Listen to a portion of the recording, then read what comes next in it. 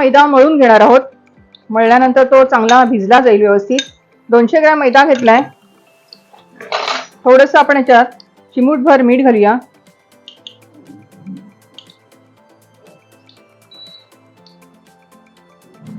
आपल्याला करंज्या खुसखुशीत पाहिजेत, तर आपण एक पळी भरून यातलं तूप घेणार आहोत.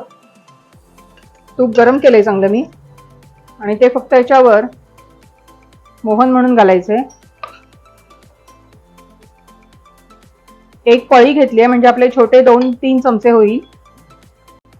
आता हे सर्व व्यवस्थित करायचंय आणि नंतर आपल्याला घट्ट असं पीठ मळून घ्यायचंय. ह्याच्यात रवा थोडासा घातला तरी चालतो, आणि रवा भिजायला थोडा वेळ लागतो. तूप आधी पूर्ण छान मळून झालेला आहे, आणि हा आता एक रुमाल ठेवला याच्यावर, आणि त्याला जास्त काही परतून काढायची गरज नाही लागणार आहे. हे तीळ आणि खसखस आहे, ते पण आपण या तुपावर मी सगळं परतून घेते. आणि हे सर्व परतत असतानाच आपण यातच वेलची आणि जायफळची पावडर घालते.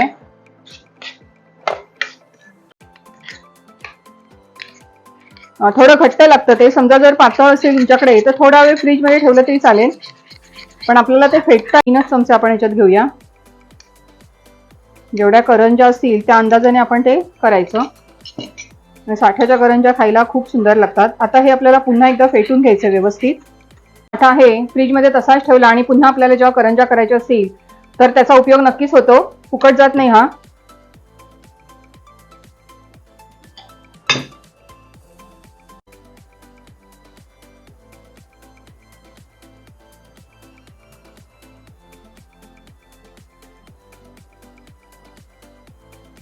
जास्त असं पुढेपर्यंत दाब द्यायचा, कारण ती साठ्याची असल्यामुळे.